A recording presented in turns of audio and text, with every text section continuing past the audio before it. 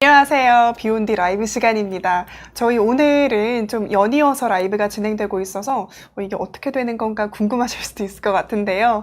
오늘부터 조금 새롭게 8시부터 11시까지 방송을 쭉 이어서 진행을 하고 있습니다.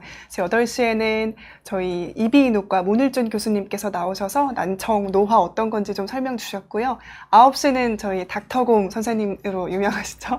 비뇨의학과 장진석 선생님하고 연재순 선생님이 나오셔서 비뇨의학과 질문 받아주셨습니다. 그리고 마지막 시간으로 이제 대망의 한소원 교수님과 함께 이야기를 나눠보려고 합니다. 교수님 반갑습니다. 네, 안녕하세요. 안녕하세요. 반갑습니다. 저희가 오늘은 꽃이 폈으니까 꽃무늬로 옷을 맞춰서 이렇게 시청자분들께 인사를 드리고 있는데요. 좀 꽃무늬랑 비슷한 주제를 또 고른 것 같아요. 그런가요? 네. 네. 그냥 할머니들이 꽃무늬 좋아하시잖아요. 저희 할머니는 조금 안 좋아하시긴 하는데, 근데 유독 그렇게 좀 어르신들이 꽃무늬 옷 입은 거 보면 화나고. 네, 화사해 보이시는 네, 것 같아요. 네. 맞아요. 그래서 어쨌든 오늘 이야기 나눠볼 주제는 나이를 잘 드는 방법, 그리고 행복하고 건강하게 나이 드는 방법에 대해서 이야기를 나눠보려고 합니다. 교수님 전공 주제세요, 이게? 네, 맞습니다. 네, 커그니티브 에이징, 나이 든 그런 게 이제 인지 노화? 노화란 단어보다는 그냥 나이 드는 게 그 전생의 발달이라고 우리가 표현을 많이 해요. 나이 든다고 하면 뭔가 쇠퇴하는 걸로 이렇게 생각하기 쉬운데 그런 게 아니라 인생 전체에 걸쳐서 계속 발달한다. 그렇게 표현을 합니다. 인생 전체에 걸친 발달 단계에서 마지막 발달 단계라는 거네요, 어떻게 보면. 근데 그 마지막이 언제인지 모르잖아요. 그래서 그렇죠. 우리가 그냥 중년, 장년 이렇게 그냥 다 이어서 이야기를 하고요.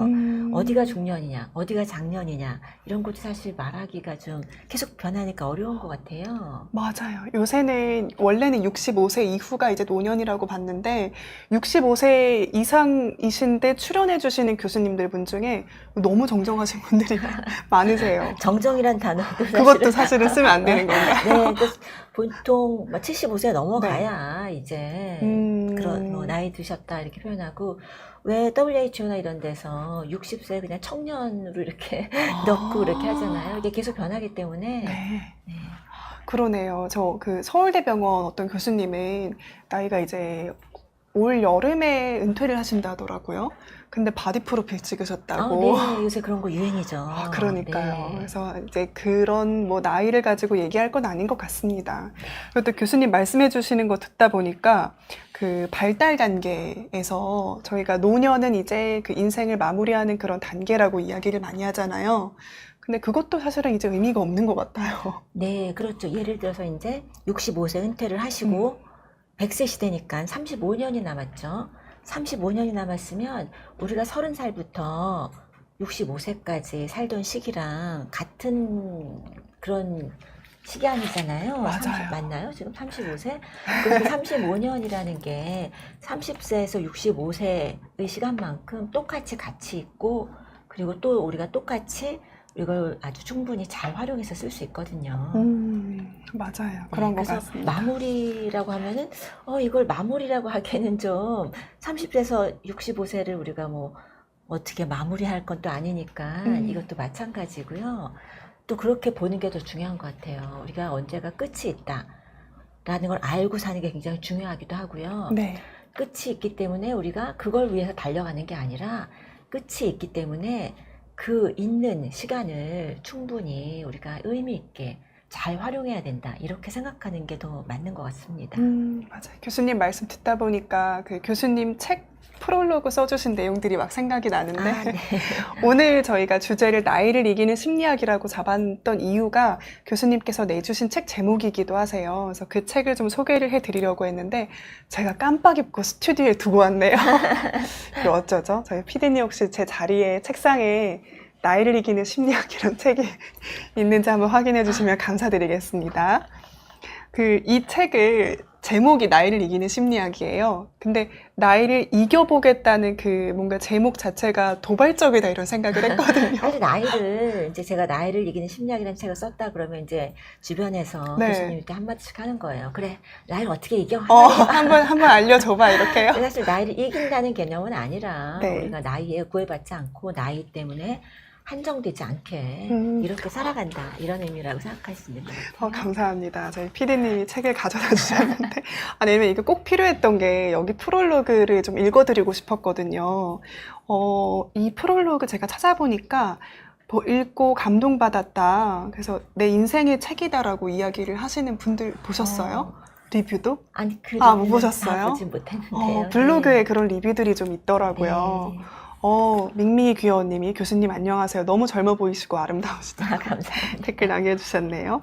근데 이 프롤로그 서문 주제가 길은 하나가 아니다 라고 써주셨어요. 그래서 10년 후의 나에는 어떤 모습일까? 막상 미래를 생각하면 단편적인 모습만 떠오른다. 어떤 일을 하고 있을지, 어디에서 누구와 살고 있을지를 생각한다.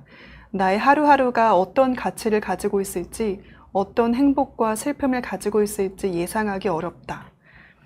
나이가 들어갈수록 나의 가치와 행복을 결정하는 것은 직업적인 성공이나 경제력 같은 단편적인 모습이 아니라는 것을 깨닫게 된다. 쭉 써주시면서 한국인이 특히 사랑하는 로버트 프로스트의 시 가지 않은 길에는 숲속에서 난 두 갈래 길 중에서 하나를 선택해서 가는 의미를 아름답게 그리고 있다. 이 시에서 가장 기억에 남는 것은 제목이다. 왜 이 시의 제목은 가지 않은 길일까? 발자취가 적게 난 길을 선택하는 순간도, 훗날 길을 되돌아보며 한숨 쉬는 순간도 모두 우리 삶을 채워나가는 귀중한 시간들이다. 이렇게 얘기를 해주시면서 중요한 거는 그 순간순간들을 채우는 나의 시간, 나의 노력, 나의 활동이다. 이렇게 쭉 써주셨거든요. 네. 사실 이게 우리가 그 순간순간이 정말 새롭게 태어날 수 있는 시간이고, 아무리 작은 시간이라 할지라도 그 시간 자체가 되게 그 의미가 있는 거거든요. 그래서 우리가 이게 뭐 몇 살부터 몇 살까지는 무슨 단계고, 몇 살부터 몇 살은 무슨 단계고, 이런 게 아니라 매 순간 또 새로 태어날 수 있고, 또 이제 그게 또 새로 의미 있는 시간이고, 그러니까 이런 현재를 중요시하는 그런 뜻으로 제가 프롤로그를 썼던 것 같아요. 그러니까요. 그래서 저도 읽고 되게 감동받았고, 그러니까 뭔가 그 교수님의 호기심 어린 반짝반짝 빛나는 그 눈이 느껴지는 좀 프롤로그였어요. 뒷부분도 더 좋은데요. 이 뒷부분은 제가 마지막에 방송 말미에 교수님께 낭독을 부탁드리려고 합니다. 네. 제가 미리 부탁은 안 드렸는데 하면 너무 좋을 것 같아서 해보려고 했고요. 그리고 교수님께서 그 순간이 중요하다 얘기해 주셨잖아요. 근데 그 순간이 중요한 심리학적인 근거가 있습니다. 그래서 오늘은 그거에 대해서 차근차근 이야기를 해보겠습니다. 일단은 첫 번째 질문인데요. 저 굉장히 충격받았어요. 보통 그 나이가 들어갈수록 그때가 좋았지 이렇게 생각을 많이 하시잖아요. 5년 전이 나았지, 10년 전이 좋았지. 근데 심리학에서는 반대의 결과가 나온다라고 얘기를 해주셨어요. 네, 이런 연구 결과는 굉장히 많이 나오는데요. 이제 젊은 사람들이랑 이제 그 연구에서 20대, 20대랑 60대 이후를 비교하면 굉장히 이제 일관되게 60대 이후가 더 행복 지수가 높다고 나와요. 제가 이제 이런 연구가 이제 서양에서 굉장히 많이, 특히 미국에서 많이 시작된 건데 많이 나오는데, 그런 얘기를 하면 한국에서는 안 될 거다. 맞아. 그런 얘기를 막 하시는데, 서양은 연금 제도가 있잖아요. 네, 그런 면도 분명히 있긴 한데요. 우리가 다른 돈이 정말 없고 그것 때문에 고통받는 그런 경우 뭐 이런 걸 따로 이제 계산을 해야 되겠지만, 우리가 정말 전반적으로 볼 때는 나이 드신 경우 한국도 그렇게 나오거든요. 행복지수가 더 높게 이렇게 나옵니다. 그게 좀 신기하죠. 너무 신기했어요. 그런데 우리가 사실 젊은 사람들한테 이제 여쭤보면 나이 들면 어떨 것 같으냐? 그러면 나이 들면 힘도 없고 아프고 막 그런 생각을 하시잖아요. 그런데 나이 들어서 볼 때 잘 보면 정말 20, 30대로 다시 돌아가고 싶지는 않다. 그땐 정말 힘들었다. 또 이런 말씀도 많이 하시죠. 맞아요. 그리고 네, 이제 또 옛날이 좋았지 이런 말씀하시는 경우도 있는데 그럼 언제로 돌아가고 싶으냐 이렇게 물어본다면 피디님은 언제로 돌아가고 싶으세요? 돌아가고 저는 싶다면? 돌아갈 수 네. 있다면 네. 저는 대학교 1학년으로 가고 대학교 싶어요. 1학년. 네, 뭐든지 할 수 있을 것 같은. 뭐든지 할 수 있고 내 시간 자유롭고 걱정 없고 그러니까요. 교수님은요? 전 사실 지금도 좋은데요. 네.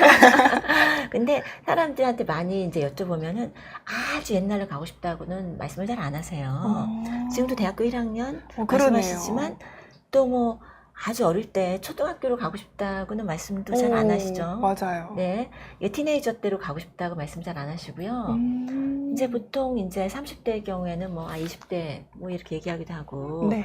50대의 경우 40대 이렇게 얘기하기도 하고 그렇지만 아주 옛날로 이제 지금 70대신데 난 20대로 가고 싶다. 그렇게 또 말씀을 잘 안 하세요. 이걸 또 이제 연구를 해보면 좀 이 전후로 좀 전에 그때부터 이게 어땠을까 이렇게 생각을 하는데 이 시간에 대한 개념이 우리가 나이 들어가면서 그 시간에 대한 개념이 지금 현재를 중심으로 되거든요. 그래서 너무 신기한 것 같아요. 네. 그러니까 저희가 보통 그냥 직관적으로 생각을 하는 것들이 있잖아요. 근데 그 직관적인 생각을 심리학에서 좀 과학적으로 연구를 하고 조사를 해보면 완전 다를 수도 있구나라는 걸 깨닫게 되는 또 중요한 계기 같습니다. 네. 근데 이제 그게 연구를 해보면 이유가 있어요. 이유가 있어요? 네, 왜 이게 나이가 들어서 더 행복 지수가 높다고 나올까? 네. 그런 연구를 하면서 처음에 이제 다들 신기하신 거예요. 거기서 했을 때도. 그런데 이제 시각이 되게 중요한데 우리가 나이가 들어서 볼 때는 인생이 영원하다라고 생각을 안 하고 이게 정말 몇십 년 안 남았구나. 이런 식으로 딱 한계를 짓고 생각을 하거든요. 근데 조금 젊었을 때는 우리 인생이 한정되었다라고 생각을 안 하죠. 영원히 살 것처럼 뭐 이것도 해야 되고 뭐 이걸 누려야 되고 내가 뭘 성취를 해야 되고 정말 영원히 살 것처럼 생각을 합니다. 그런데 그렇게 사는 것과 우리가 끝이 있다는 것을 알고 사는 것이 차이가 난다는 거예요. 끝이 있다는 걸 알고 살 때 우리의 목표가 조금 더 정서적이고 사회적이고 우리가 좀 더 그 관계 중심적이고 이렇게 변한다고 얘기가 합니다. 뭐 아주 간단한 예로 이제 실험 연구를 많이 하니까 심리학에서는 이런 거예요. 지금 아무나 만날 수 있다. 누구든지 만날 수 있다. 지금 뭐 그렇다면 누구 만나고 싶으세요? 아무나 상관없는 아무나 거예요? 상관없고요. 동시대 인물 네, 중에서요? 동시대 인물도 되고 네. 예전 인물도 되고 그냥 누구라도 만날 수 있는 사람. 미래도 좋고 네. 누굴 만나고 싶으세요? 저는 오드리 헵번 한번 보고 네, 싶어요. 오드리 헵번. 네. 얼마나 예쁜지 한번 보고 네, 싶어요. 이렇게 이제 유명한 분이라던가 뭐 이렇게 나오죠. 네. 근데 이제 그 PD님의 할머니한테 네.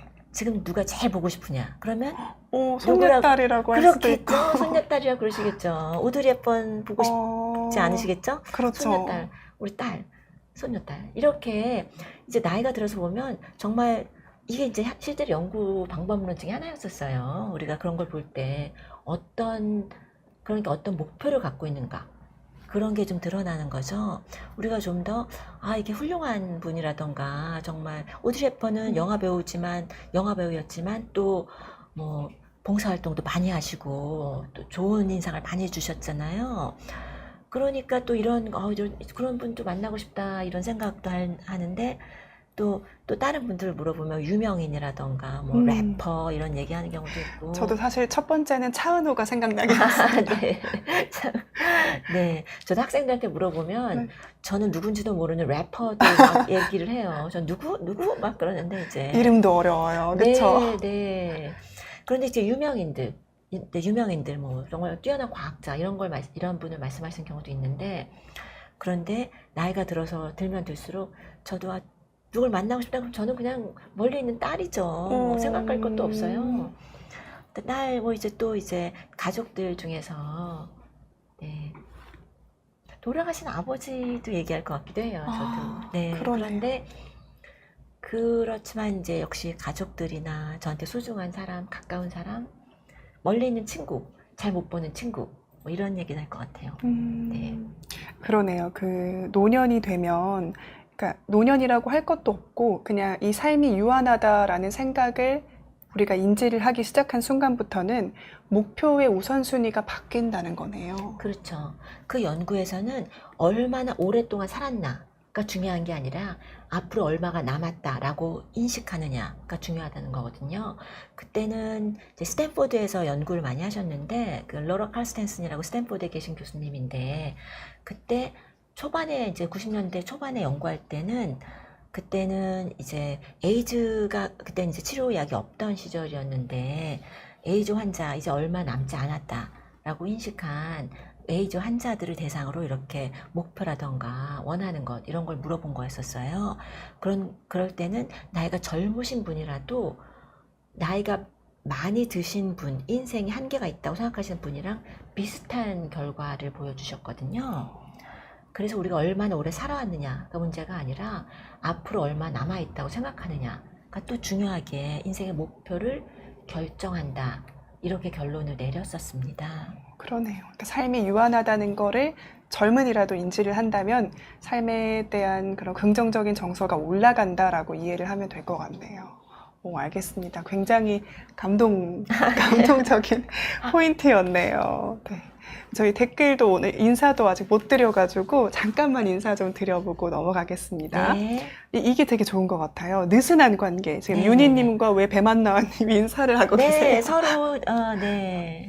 그러니까요. 안녕하세요. 이렇게 서로 이렇게 인사하는 느슨한 관계가 또 저희 행복에 도움이 된다고 지난 시간에 강의해 주셨고요. 저녁으로 카레랑 라면 3개 먹고 자려다가 네네. 이미 드셨네요. 건강에 나쁘다고 해서 방문하셨다고 하고요. 네, 좋습니다. 감사합니다. 체조도 좀 하세요. 체조. 그러게요. 보면서 좀 이렇게 네. 맨몸 체조라도 하시면 좋겠다 해주셨고요. 윤희님이 영원한 고통도 영원한 행복도 없다 이렇게 얘기를 해주셨네요.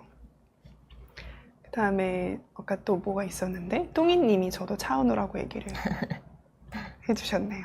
후쿠프리님이 교수님 웃는 모습이 너무 예쁘셔요.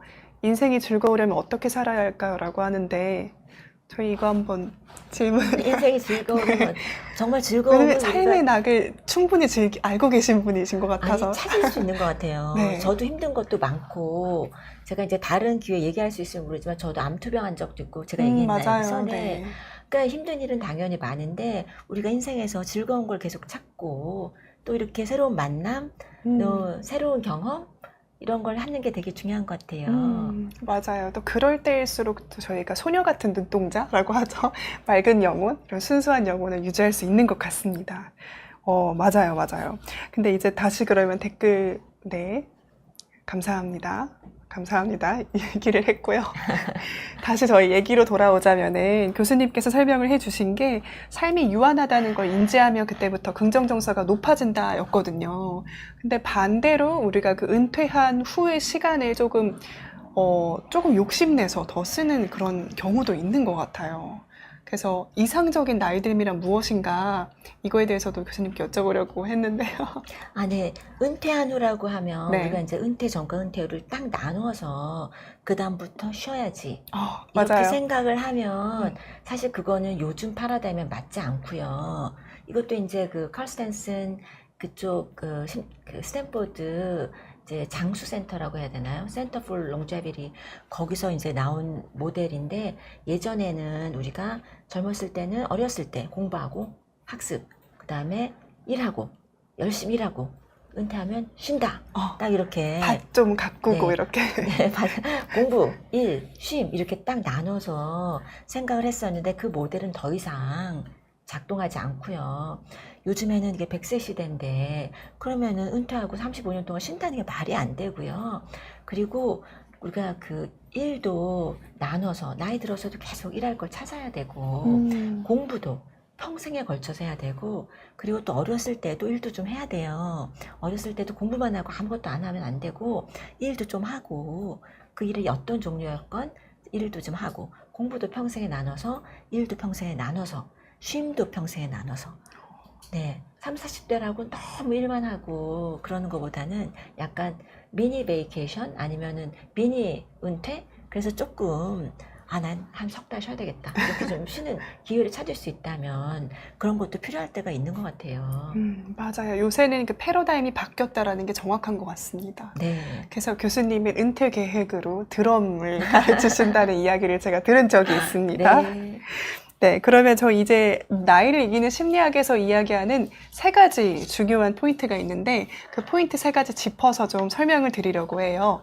첫 번째가 새로운 경험을 많이 해야 된다라는 이야기입니다. 이 새로운 경험의 중요성에 대해서 이야기하기 전에 나이가 들면서 가장 걱정하시는 게 치매거든요. 내가 열심히 살려고 하면 뭐 하나, 기억 못하면 내 자아도 없는데, 이렇게 얘기를 하시거든요. 근데 심리학에서 치매에 잘 걸리지 않는 성격이 따로 있다라는 얘기가 있더라고요. 네. 이게 사실은 이런 경향이 있다지 이렇게 하면 치매 걸린다, 맞아요. 안 걸린다, 딱 이런 건 아니지만 인과관계는 아니죠. 네, 인과관계는 아니지만 이제 많은 사람들 이제 혹시 여러 가지 지금으로서는 치매 약이 딱 나와 있는 것도 아니고 딱 원인이 딱 결정나 있는 것도 아니잖아요. 그런데 여러 가지 요건이 있죠. 근데 그 중에서 성격이랑 치매랑 관련이 있다는 게 나와서 그게 되게 신기한 거예요. 근데 맞아요. 그 성격이 이제 심리학에서 말하는 가장 많이 말하는 게 빅5라고 해서 이제 그 내향성, 외향성 그게 하나고 그 다음에 친화성, 그 다음에 개방성, 그 다음에 이제 그 신경성, 걱정, 만약 이런 것들 그 다음에 맨 마지막 하나 뭐였죠? 우호성 하셨나요? 우호성 했던 것 같아요. 했어요? 네. 뭐가 있었죠? 외향성, 내향성, 우호성, 성실성, 신경성. 성실성을 얘기하네요. 성실성. 네, 네. 이렇게 5개입니다. 그런데 여기서 치매랑 관련이 있다고 나온 게 뭐냐면요. 우리가 개방성이 높으면 여기서 말하는 개방성은 새로운 경험에 대한 개방성이에요. 개방성이 높으면 치매에 잘 안 걸리는 그런 경향이 있다. 이렇게 나오고요. 성실성도 높으면 치매에 잘 안 걸리는 경향이 있다. 이렇게 이야기를 합니다. 그럼 결국 뭐냐면 뇌를 열심히 쓰는 사람들인 거예요. 새로운 경험을 막 하고 새로운 걸 배우고 그 다음에 성실성, 열심히 뭔가를 계속하고 이러면 치매 안 걸린 경향이 있다. 이렇게 나왔었어요. 그러니까 저는 성실성까지는 좀 예상을 했거든요. 그치, 엉덩이가 가벼우면은 왠지 치매에 덜 걸릴 것 같아 했는데 개방성이 오히려 더 중요한 요인이라고 해서 네. 정말 새롭게 무언가를 하는 게 중요하구나. 네. 그래서 제가 이제 많이 하는 얘기가 나이가 든다고 뇌가 굳어지는 게 아니라 새로운 걸 배우지 않고 새로운 경험을 하지 않으면 뇌가 굳어지는 것이다. 이렇게 이야기를 하는데 그게 그냥 제가 하는 말이 아니라요. 뇌과학적으로 볼 때 뇌는 새로운 걸 배울 때 새로운 연결망을 만듭니다. 그리고 아무것도 안 하면 그냥 쉬어요, 뇌는. 그러니까 그렇게 새로운 걸 배우면 우리가 조금 막 힘들고 그래도 배울 때 뇌가 더 새로운 연결망을 만들고 더 활동을 많이 하는 거예요. 그러니까 우리가 또 이게 치매 안 걸리는 경향성이랑 말이 되는 거죠. 그러니까요. 그 뇌를 계속 쓰면 뇌가 계속 발달한다고 얘기를 주셨는데 교수님 책에 굉장히 흥미로운 게 있었어요. 그 호기심과 기억력 간의 관계에 대한 연구도 좀 해주시면 좋을 것 같아요. 네. 우리가 호기심도 나이가 들어서 우리가 너무 다 알아 나는 궁금한 게 없어. 다 똑같지. 이렇게 하는 거 이렇게 하시지 말고 계속해서 궁금하게 저건 또 뭘까? 새로운 걸 또 뭘까? 이건 좀 배울 게 있나? 궁금해하고 새로운 거에 대한 호기심을 가지고 있고 그러면 더 기억을 잘한다는 거예요. 그런데 그 기억을 잘하는 게 호기심과 기억력과의 관계가 나이 드신 분들에게 더 강하게 나타나고 젊었을 때는 사실 그다지 궁금하지 않아도 그래도 기억을 잘하는 축인데 나이 들었을 때는 우리가 궁금해하고 호기심을 가지고 있으면 더 기억을 많이 한다. 이렇게 실험 결과가 나왔습니다. 그러니까 이게 실험인 것도 놀라웠고요. 네. 평균 연령도 놀라웠어요. 평균 연령이 73세. 네네네. 젊은 나이죠, 요새로 치면. 그렇죠. 그렇긴 하죠. 언제 연구인가요, 이게? 네. 옛날 연구인가 봐요. 그래서 평균 연령 73세랑 평균 연령 20세의 참여자들을 비교를 한 건데, 예를 들면은 여성에게 투표권을 가장 먼저 준 나라는 어느 나라인가? 궁금하신가요? 1에서 10 스케일로 한번 선택을 해라 하고. 그래, 석유 다음으로 큰 용량으로 거래가 되는 무역 제품은 무엇인가? 궁금하신가요? 1에서 10 이렇게 선택을 한 다음에 그리고 이거를 또 테스트를 한 거죠, 나중에. 네. 바로 끝나고도 하고 또 좀 지나가지고 전화로도 네. 그렇죠. 이렇게 하면 그다음에 바로는 궁금하면 당연히 기억하겠지 생각하겠지만 이제 한 일주일 뭐 2주일 지난 다음에 그게 이제 궁금했다가 까먹을 이제 수 있죠. 까먹을 수 있죠. 그래서 이제 그게 뭐 석유 다음으로 많이 왔다 갔다 거리는 게 커피라고 나왔던 것 같아요. 아, 저는 그래요? 제가 궁금하던 거기 때문에 저는 그럼 이제 커피가 커피를 좋아하기 답이네요. 때문에 그래서 이제 기억을 저도 잘하고 있는데 근데 궁금하던 것 근데 이런 게 한 일주일 뭐 열흘 지나고 그 다음에 이제 전화로 또 이제 테스트를 한 거예요. 전화해서 그때 답이 이거를 뭐였나요? 뭔지. 네. 그런데 궁금하지 않았던 거는 다 잊어버리시는데 궁금했던 거는 이렇게 시간이 지나도 기억을 하고 계시다는 거예요. 그러니까요. 그래서 내가 호기심을 가지고 있다면 내 기억력은 나이가 들어도 계속해서 유지가 된다는 거를 알고 있는 게 정말 중요한 것 같습니다. 그러니까 관심을 가지고 음. 이건 또 뭘까? 음. 이건 새로운 거 배울 거 없나? 음. 이런 것도 궁금하다. 이렇게 생각을 하시고 찾아가는 것도 좋은 것 같아요. 맞아. 다 안다. 똑같다. 이렇게 생각하시지 마시고요. 맞아요. 근데 또 이렇게 얘기를 하니까, 근데 나는 원래 개방성이 좀 낮은 사람인데 별로 궁금한 것도 없고, 딱히 이렇게 신문물 받아들이고 싶지도 않고, 그럼 저는 그러면 평생 기억력이 낮아지나요? 이렇게 얘기하실 분도 있을 것 같아요. 근데 이제 빅5 성격 특질 중에서요. 외향성, 내향성은 잘 안 변해요. 그건 좀 타고난 특질 같은 건데요. 그런데 개방성은 변합니다. 저희가 새로운 경험을 많이 하면 이게 또 변해요. 그런데 새로운 경험에 대한 이제 그걸 받아들이는 게 개방성인데 그런데 우리가 또 새로운 경험을 하면 또 이게 높아지는 거예요. 그래서 이것도 이제 연구 결과가 이제 대학생들 1학년이랑 4학년을 비교했을 때 대학교 다니는 동안 여행을 많이 하는 분들도 있고 전혀 여행 안 하시는 분들도 있잖아요. 그런데 여행을 많이 다니신 분들, 특히 외국 여행이라던가 낯선 곳을 여행을 많이 다니신 분들은 1학년 때에 비해서 4학년 때 이 개방성이 더 높이 나왔었어요. 그래서 우리가 계속해서 새로운 경험을 하고 그러면 또 이게 높아지니까 우리가 좀 경험 받아들이고 궁금한 거 많잖아요. 세상에. 네, 이런 걸 좀. 궁금한 거 많다고 하셨는데요. 네. 그 일상생활에서 저희가 궁금해하면 좋을 만한 것들이 뭐가 있을까요, 교수님? 여기는 새로운 걸 배우는 거. 새로운 거 배우는 거요. 네. 이것도 의학 채널이니까 네. 궁금한 것도 많고 배우면 재밌잖아요. 모르던 것. 맞아요. 심리학도 마찬가지고요. 이런 것도 심리학 이런 게 있었네? 아니면 또 궁금하던 것 다른 것도 배울 게 많죠. 네. 맞습니다. 저도 근데 교수님 말씀 들어보면서 드는 생각이 제가 재밌어하는 것들은 정말 기억에 잘 남고 네. 나중에 친구들 만나서도 막 얘기를 하거든요. 근데 이제 뭐 조금 재미가 없었던 분야는 실제로 기억에 잘 안 남는 것 같아요. 그래서 심리학 연구가 맞구나라는 생각을 좀 해보면서 그래서 첫 번째로는 새로운 경험이 중요하다라고 왜냐하면 우리 뇌가 계속해서 발달을 하고 기억을 하니까라고 이야기를 해주셨고요. 두 번째가 이제 그 뇌과학자들이 그렇게 예찬을 한다는 무엇이죠, 교수님? 춤 예찬을 많이 합니다. 네. 그러니까요. 네, 춤 싫어하시면 그냥 운동하셔도 돼요. 그래요? 제가 춤 얘기만 자꾸 하니까 이제 활동을 하는 게 중요한데 운동이 중요해요. 운동이 뇌에 좋습니다. 몸을 움직이는 것 이게 무슨 운동 선수처럼 많이 하라는 말씀은 아니고 활발한 활동 그런 게 중요하고요. 춤이 특별히 좋은 이유는 춤이 좀 복합적인 운동이라서 그래요. 춤을 이제 뇌과학에서 말하는 춤은 혼자 추는 막춤보다는 이제 스텝이 있고 파트너가 있고 그런 춤이에요. 막춤은 효과가 없었나요? 막춤도 좋지만 그런데 이제 이런 여러 가지를 동시에 하는 춤이 더 좋은 거죠.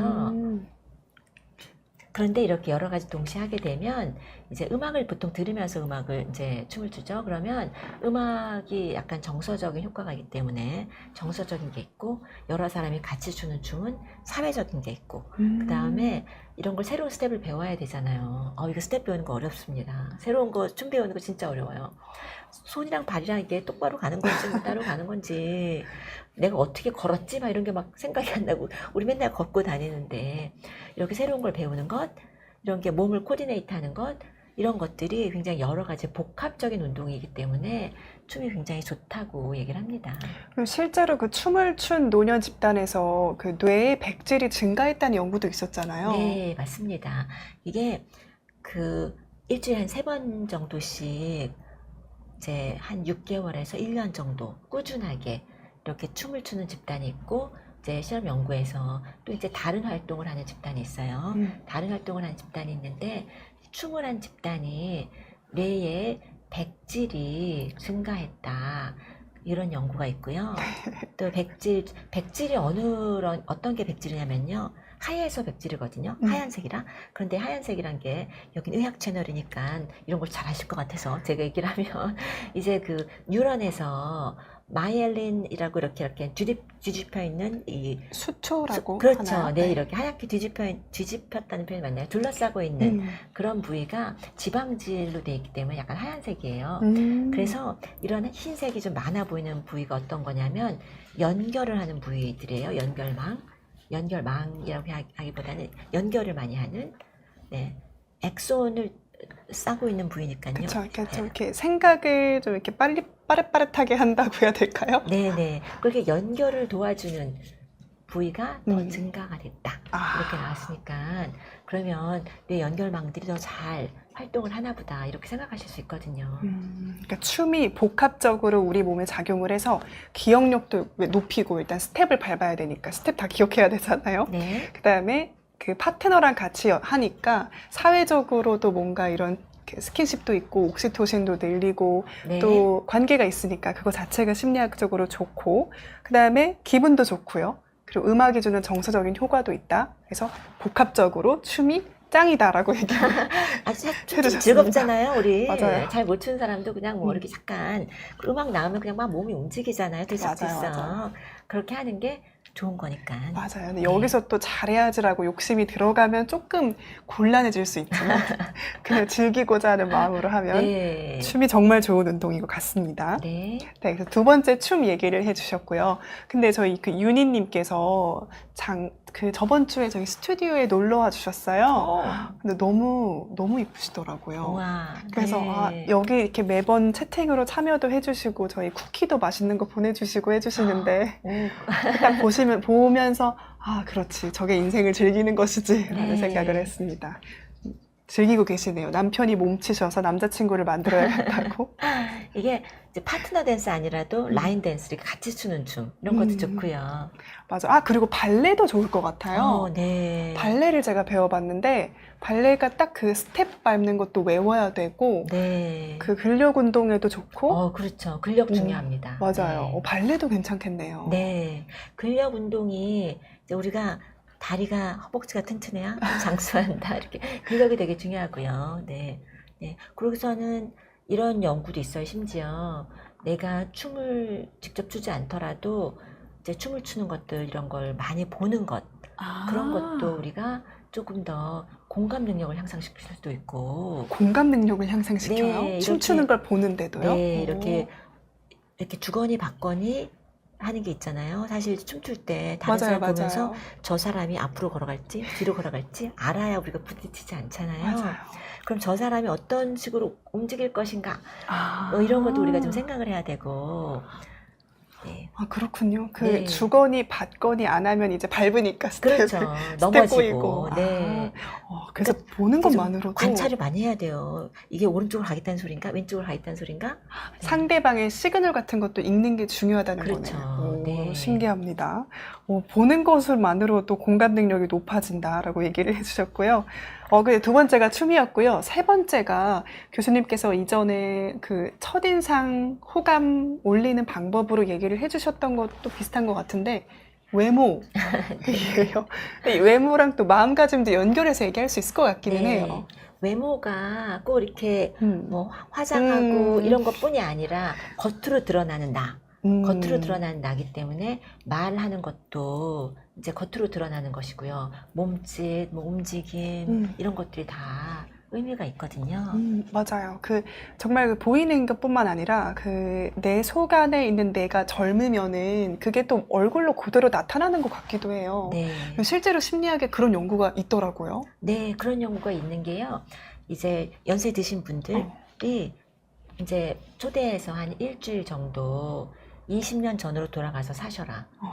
그냥 20년 전 옷을 입고 20년 전처럼 이야기를 하고 이렇게 활동을 좀 처음에는 좀 꾸부정하게 계시던 분도 내가 20년 전이라 생각하면 이렇게 꾸부정할 순 없지. 또 이렇게 쫙 피고 이렇게 활동을 하고 옛날처럼 재밌게 좀 장난도 치고 이렇게 하고 나서 일주일밖에 안 지났는데도 벌써 이렇게 좀 더 젊어졌다. 수치가 오. 이렇게 나왔어요. 수치가 젊어졌다는 건 어떤 수치인 여러 가지 걸까요? 수가 있는데 우리가 네. 하는 게 근력이라던가 뭐 근력도 높아졌나요? 네, 오. 그다음에 시력이 높아졌다고 나온 게 굉장히 신기하고요. 그다음에 또 어떤 게 나오죠? 우리가 수치 잴 수 있는 게 많이 있죠. 네. 그러니까 뭐, 오늘 시력도 굉장히 충격적이네요. 네. 뭐 인지 기능 그리고 뭐냐 신체적 건강 그리고 네. 우울감도 좀 줄어들었다라는 이야기도 좀 보이는 것 같네요. 네, 네. 그러니까요. 우리가 마음가짐을 어떻게 먹느냐가 또 노화 속도를 늦춘다는 거니까 이것도 굉장히 중요한 내용인 것 같습니다. 그리고 실제로도 내가 몇 살인 것 같아? 이렇게 물어보는 거에서도 실제 건강 나이가 아니라 마음 주관적인 나이가 오히려 더 신체 건강을 예측한다는 이야기들도 있더라고요. 네. 그래서 제 실제 나이보다 제가 이제 나는 몇 살 정도 내가 한 30 정도 나이라고 생각한다. 그렇게 제가 믿는 나이. 제가 실제로 그냥 장난으로 얘기하는 거 말고 실제로 제가 사실 나는 이 나이는 아닌 것 같아. 약간 이렇게 내 나이는 그거보단 좀 젊은 나이인 것 같아. 이렇게 실제로 믿는 나이가 주관적 나이가 저의 건강과 또 여러 가지 인지 기능을 더 많이 더 잘 예측한다. 이런 연구 결과거든요. 그러니까 실제로 나이가 많지 않으시더라도 난 정말 나이 진짜 많은 것 같아. 이렇게 생각을 하고 계시면 맞아요. 그 나이, 내가 믿는 나이가 더 그 건강과 여러 가지를 예측한다. 이렇게 나왔습니다. 맞아요. 그래서 또 문득 든 생각이 그 여자들이 나이가 들수록 언니들 만나는 거 좋아한다 이런 얘기 있잖아요. 그럼 이제 제가 동생이니까. 맞아요. 네. 그리고 언니들은 항상 야 너가 무슨 40이라고 뭐 너무 젊다 이렇게 얘기하고 그렇죠. 45이어도 45 너무 젊다 이렇게 얘기하니까 네, 맞습니다. 제가 50 넘었다 그랬더니 이제 어른 됐네. 그렇게 이제 어른 됐다. 이렇게 말씀하셔서 그렇구나. 네. 그러니까요. 또 그렇게 아무튼 그래서 언니를 만나는 거 좋아하는구나라는 생각이 잠깐 들었고요. 그리고 걷는 속도랑 그 노화도 반비례한다 이런 이야기들도 있잖아요. 그렇죠. 빨리 걷는 게 유산소 효과가 있게 약간 빨리 걷는 게 좋습니다. 네. 저가 유산소 운동이 중요한데 이거를 이렇게 얘기를 하셔요. 우리가 운동을 할 때 어느 정도면 유산소 효과가 있느냐. 이건 이제 의학 채널이니까 다른 선생님들도 많이 얘기하시겠지만 이 얘기를 이렇게 해요. 저희가 운동을 하면서 걷거나 운동을 하면서 노래를 할 수 있으면 그거는 약한 운동이고 말을 하면서 할 수 있으면 그것도 약한 쪽에서 이제 약한 것과 중간 사이고 말을 간신히 하면서 대답을 하긴 하는데 말을 간신히 누가 이제 물어볼 때 제가 이제 뛰고 있어요. 러닝머신에 뛰는데 이러면서요. 맞아. 그래서 대답을 하긴 하는데 좀 약간 힘들게 그 정도는 돼야 중강도 정도가 넘어가는 것이고요. 도저히 대답을 할 수 없을 만큼 막 그러면서 이제 뛴다. 그러면 이제 고강도다. 이렇게 얘기를 쉽게 이렇게 나누기도 하는데요. 그러니까 약간 숨이 찰 만큼은 해야 땀이 좀 날 만큼, 숨이 약간 찰 만큼 그 정도는 해야 유산소 효과가 있습니다. 네, 맞습니다. 근데 이걸 이제 자기한테 맞춰서 해야지 너무 무리해서 또 뛰시면 안 되고요. 맞습니다. 네, 그래서 어쨌든 중요하다. 마음가짐을 어떻게 먹는 것이 중요한지 이렇게 얘기를 해주셨고요. 근데 맞아요. 나 아직 젊지라고 생각을 해야 또 그렇게 달릴 수 있거든요. 안 그러면 걱정되니까 오히려 그렇게 움직이기가 쉽지 않을 수도 있을 것 같아요. 그래서 어쨌든 마음가짐이 중요하다라고 첫 번째, 두 번째, 세 번째 포인트 쭉 얘기를 해주셨는데요. 이제 정말 중요한 능력이 나옵니다. 어떤 게 나오죠? 이제 정말 중요한 능력만 남았는데요. 네. 왜냐하면 저희 시대가 정말 빠르게 변하잖아요. 근데 이 빠르게 변화를 하는 시대에서도 행복하게 그리고 건강하게 나이를 드는 사람들이 있어요. 저희 꼭 보여드리고 싶었던 게 시니어 크리에이터 분들 요새 굉장히 핫하잖아요. 막내 할머님, 박막내 할머님이라던가 아니면 밀라논나 할머님도 계시고요. 그리고 또 제가 정말 재밌어가지고 이거 꼭 보여드리고 싶었던 게 있는데 혹시 46년생 춘자 씨라고 들어보신 적 있으세요? 그건 못 46년생 본 것 같은데. 춘자 씨? 네. 아니 정말 이게 틱톡을 하시는 분인데요. 네네. 240만 네. 팔로워가 있으세요. 네네네. 이거 PPT 이거 그냥 게스트로 계속을 하고 PPT 소리도 한번 켜주실 수 있을까요? 네, 본 것 같아요. 아, 그쵸? 저도. 네네네. 한번 보신 적 네. 있으시죠? 이거 하나만 보여드리고 싶어요. 너무 재밌어가지고. 이걸 보여드리면 되겠다. 굉장히 편집을 잘 하시더라고요. 그래서 뭐 이런 것도 있고, 이것도 너무 귀여웠어요. 할아버지랑 같이. 이거 편집 기능입니다. 네. 그리고 이렇게 그림 변환하는 것도 보여주시고 한 번씩 기회 되실 때 틱톡에서 한번 46년 춘자 씨 검색해서 봐보셔도 좋을 것 같아요. 어쨌든 이런 시니어 크리에이터 분들을 보면서 우리가 변화에 잘 적응하고 있구나라고 직관적으로 느끼거든요. 그럼 실제로 이 변화에 잘 적응하기 위한 노년을 보내기 위해서는 어떤 능력이 필요할까를 고민을 안 해볼 수 없을 것 같아요. 네. 어떤 능력이 필요할까요, 교수님? 그렇죠. 저희가 변화에 적응하는 능력이 필요한데 네, 적응하기 위해서는 또 뭐가 필요할 것인가? 그렇죠. 그렇죠. 근데 이제 제가 많이 얘기하는 게 이제 특히 요새 같은 인공지능 시대다, 뭐 이렇게 빨리 변하는 시대다 이렇게 할 때는 더더욱 중요한 게 소통하는 능력이고요. 저희가 다른 사람과 소통하는 능력, 다른 사람이 하는 것도 들어줄 수 있는 능력, 이런 게 굉장히 중요하고요. 저 근데 그게 굉장히 네. 잘 이해가 안 됐어요. 왜냐면 미래를 내가 예측하는 능력이 중요하다는 건데, 그 네. 미래에 적응을 하는 능력이 중요하고, 근데 왜 보통 저희가 뭐 지능이라던가, 혹은 뭔가 그 개방성에서 과학기술들을 뭔가 이렇게 밀접하게 받아들일 수 있는 능력, 이게 아니라, 여기서도 소통 능력이라고 이야기를 하니까, 네. 정말 소통 능력은 만능인 건가, 이런 생각이 들었거든요. 네. 사실 사람이 가지고 있는 미래 말씀을 하셔서 네. 사람이 가지고 있는 고유한 능력이 무엇일까? 이런 걸 물어보면 언어인가? 뭐 정서인가? 뭐 여러 가지 얘기를 하는데 사실 이런 말씀을 하시는 분들이 좀 있어요. 미래를 예측하는 능력이다. 아니면 예측을 한다는 게 알아맞힌다는 뜻이 아니라 미래를 생각한다는 거죠. 미래에 대해서 생각하고 그게 사람의 고유한 능력이다. 이렇게 얘기들을 합니다.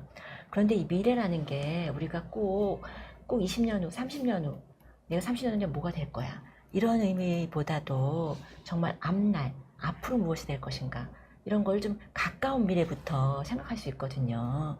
근데 가까운 미래도 우리가 생각을 하는 것도 중요하고, 먼 미래도 우리가 생각을 할 수가 있는데요. 정말 내일 뭐 하지? 모레 뭐 하지? 뭐 이 정도. 아니면은, 오늘 저녁 때 자기 전에 뭐 하지? 뭐 이런 것도 미래거든요. 그런 걸 생각하는 것도 중요하고요. 그런데 이렇게 미래가 근데 계속 변하죠, 미래는. 그리고 미래가 변하는 것뿐이 아니라 결정이 안 돼 있잖아요. 그렇죠. 어떻게 될지 알 수가 없어요. 그렇기 때문에 우리가 이제 여러 사람들과 같이 살아가는 게 중요하고요. 다른 사람들이 어떻게 행동하는 것인가, 다른 사람들이 무엇을 하는 것인가가 우리가 미래에 대해서 조금 더 안심할 수 있고 같이 나갈 수 있는 근거가 돼요. 사회적 동물이기 때문에 어쨌든 네. 그 주변인들을 보고 예측을 해야 되니까요. 그렇죠. 우리가 환경이 어떻게 변할지를 예측하는 것도 우리가 뭐 중요하겠지만 우리한테 가장 중요한 환경은 사람들이거든요. 그래서 변화하는 것을 보기가 쉽죠. 그러네요. 그 네. 미래를 예측하는 능력이 중요한데 그 능력이 사실은 소통 능력이라는 게 이런 맥락이었는 거네요. 네. 근데 아직도 조금 알쏭달쏭하긴 하지만 그래도 인간이 사회적 동물이기 때문에 소통 능력이 중요하다라는 거는 부인을 할 수는 없을 것 같습니다. 네. 네. 근데 그럼 일단 소통 능력이 중요하다고 얘기를 해주셨는데 그럼 어떤 식으로 좀 이런 높일 수 있을지도 간단하게 설명해 주실 수 있을까요? 네. 저희가 이런 꼰대라는 표현 꼰대. 쉽게 얘기를 하면 우리가 네. 꼰대는 되지 말자. 꼰대는 되지 말자. 그런데 꼰대 뭐 여러 가지가 있지만 뭐 이런 게 있죠. 답정, 답은 정해져 있다. 통보 이런 거네요. 그렇죠. 네. 대화를 하는데 이거는 대화가 아니라 그냥 그렇죠. 내 얘기를 하는 거죠. 그러니까 일단 들어주시는 척 하면서도 그래 일단 얘기해봐 듣고는 근데 내가 살아봤는데 그것도 중요하지만 말이야 네. 이것도 중요해 이렇게 네. 다시 나오는. 그럼 그 사람, 다른 사람 얘기를 들은 것도 아니고 소통을 하는 것도 그러네요. 아니고요. 일방적으로 그냥 기억하고 있다가 다른 사람의 말이 끝나기만 기다렸다가 내 얘기를 하는 거죠. 그런 것도 있고, 이제 좀 우리가 배울 수, 이제 꼰대는 되지 말자. 그런, 이제 답이 정해져 있다고 생각하지 말고, 정답이 있다고 생각하지 말고, 좀 호기심을 가지고, 듣고, 이렇게 해볼 수 있는 것이고요. 이것도 좀 어떻게 생각해보면 개방성이랑 연결이 좀 돼 있는 것 같기도 하네요. 네, 네. 오. 그리고 사실 이런 거 소통이나 이런 거 능력을 늘릴 수 있는 것 중에 이런 이야기도 많이 해요. 소설책도 읽고 드라마도 보고 사람들과의 관계에 대해서 우리가 좀 보는 것도 연습이 된다. 이렇게 얘기를 합니다. 그러네요. 네. 알겠습니다. 연습이 된다 이렇게 이야기를 해주셨고요. 꼰대는 되지 말자 이게 중요한 포인트라고 이야기를 해주셨습니다. 아니 교수님 얘기를 듣다가 제가 채팅창을 봤는데 네. 정말 좋은 느슨한 관계인 것 같아요. 아, 서로 친하게. 네, 너무 유니님이랑 좋아요. 배만나님이랑 21살 된 지 30년 되셨다 뭐 이렇게 얘기를 하시면서 시르미구님이 꼰대 선생님이랑 대화하는데 미치는 줄 알았다 이렇게 얘기를 해주셨고요. 배제크님이 요새 아프셔서 집에만 있으셨나 봐요. 그래서 급 노화되는 느낌이라고 하시는데 이런 경우에도 집에서 뭐 간단한 맨몸 운동이 아니더라도 춤추는 걸 보는 것만으로도 또 정신 건강에 좋은 영향이 있다고 했으니까 빨리 나오셨으면 좋겠네요. 네, 일단은. 사람들을 좀 만나는 게 중요한 것 같아요. 집에만 있으면 아무래도 우울하죠. 맞아요. 네. 아프신 게 빨리 나으셔야지 또 나가서 또 재밌게 꽃도 보시고 하실 텐데 얼른 나으시길 바랍니다. 네, 그리고 댄스하면 뼈 튼튼해진다고 이야기도 해주셨고요. 유니님 미인이세요, 정말로. 그래서 일찍 결혼하신 이유가 있었다라고 배제크님이 댓글 남겨주셨고요. 주민센터에서 춤 배울 때 재밌었는데 그때도 어지럽던 게 생각나네요. 라고 얘기하셨네요. 처음 하시면 좀 어지러울 수 있을 것 같아요. 막 도는 게 있었나 봐요. 아, 도는 거 그 어렵죠. 턴이요? 어렵죠. 턴 어렵죠. 저도 앞으로만 걸어가야 돼요. 교수님도 발레 한번 나중에 해보시면 잘 어울리실 것 같아요. 해보도록 하겠습니다. 네, 발레 저 정말 한 7개월 했는데 너무 재밌었어요. 더 못한 이유는 못 가더라고요, 제가. 시간을 규칙적으로. 찾기를. 네, 시간 찾기가 어려워서 했는데, 네. 시간만 되면 다시 꼭 배워보고 싶은 생각이 네, 드는 네. 운동이었습니다. 네, 이렇게 이야기를 해주셨고요. 이층님이 오늘 포인트는 꼰대가 되지 말자라고, 이게 포인트인가요? 라고 얘기해 주셨는데. 운동을 하면서, 운동을 꼰대는 하면서. 되지 말자. 네. 맞는 것 같아요. 어쨌든 저희 포인트가 새로운 경험하면서 개방성 늘리는 거고, 네. 춤추면서 복합적으로 뇌를 사용을 하는 거고, 그 다음에 마음가짐. 새롭게 먹는 것 이거가 한 거니까 종합적으로 하면 꼰대가 되지 말자도 맞는 것 같다는 생각이 드네요. 네, 그러면 저희 오늘 준비할 라이브 그 내용은 여기서 마무리를 하면 될 것 같고요. 이유는 제가 조금 빨리 끝낸 게 이거 프롤로그 마지막 부분 읽어야 돼서 교수님께. 네. 교수님 저서예요. 나이를 이기는 심리학이라고 한번 오늘 그 라이브 참여하신 분들도 읽어보시면 정말 좋을 것 같아요. 보시면서 전 진짜 열심히 읽었는데요. 여기 접힌 게 다 보이실지 모르겠는데 하나하나 좀 생각의 전환을 하게 해는 책인 것 같아요. 그래서 이 프롤로그를 부탁을 드리려고 하는데 네. 어떤 거냐면요. 네, 마지막에 베를린 필하모닉 여기 현재에 집중하는 것이 말처럼 쉽지 않다. 네. 이 부분부터 여기서부터 어디까지 끝까지 한번 읽어주시면 어떨까요? 네. 잘 들어주시면 좋을 것 같습니다. 네. 현재에 집중하는 것이 말처럼 쉽지 않다. 대화할 때 그 자리에 있는 것도 쉽지 않고 오늘에 집중하는 것도 쉬운 일이 아니다. 다만 내 삶에 집중할 수 있는 한 가지 방법으로 끊임없이 변화를 찾아라는 조언을 던지고 싶다. 베를린 필하모닉이나 뉴욕 필하모닉 같은 세계적인 오케스트라에서 연주하는 연주자들도 똑같은 곡을 수백 번 연습하며 반복 연주하면 지루할 뿐더러 집중하기 어렵다고 한다. 그런데 그 연주자들에게 오늘은 다른 사람이 아무도 모르게 아주 약간만 다른 방식으로 연주해 주세요 라고 부탁하면 그 변화를 만들기 위해 더 집중하게 되고 그럼으로써 더 좋은 연주를 만들어낸다는 것이다. 사람들과의 만남에서도 달라진 것을 찾아보자. 말투가 달라졌는지, 관심사가 달라졌는지, 외모가 달라졌는지 발견해보자. 그 만남에 집중하고 그 사람에 집중하자. 한국의 계절도 변화가 뚜렷하고 각양각색의 날씨가 존재한다. 도시 환경도 변화하고 테크놀로지도 변하고 사람도 변한다. 변화의 아름다움과 신기함과 재미를 경험하자. 너무 좋은 것 같아요. 네. 감사합니다. 네, 감사합니다. 변화 이런 걸 경험하자라고 얘기를 해주셨는데요. 그거 같아요. 그냥 한 끗만 다르게 한번 오늘 하루를 한 끗만 다르게 살아보자라는 좀 그런 응원이 이렇게 느껴지는 것 같아서 제가 좋아하는 구절이었습니다. 네. 교수님께 읽어달라고 부탁을 드렸고요. 오늘은 그럼 여기서 마무리를 하도록 하겠습니다. 교수님, 저희 채널 구독자분들께 인사 한번 드리고 마무리하면 어떻게 어떨까요? 인사합니까? 좋은 밤 되세요. 뭐 이런 네, 걸로. 좋은 밤 되시고 새로운 변화를 추구하면서 즐겁게 항상 재밌게 사시길 바랍니다. 네, 고맙습니다. 저희 다음 주에 또 뵙겠습니다. 감사합니다. 감사합니다.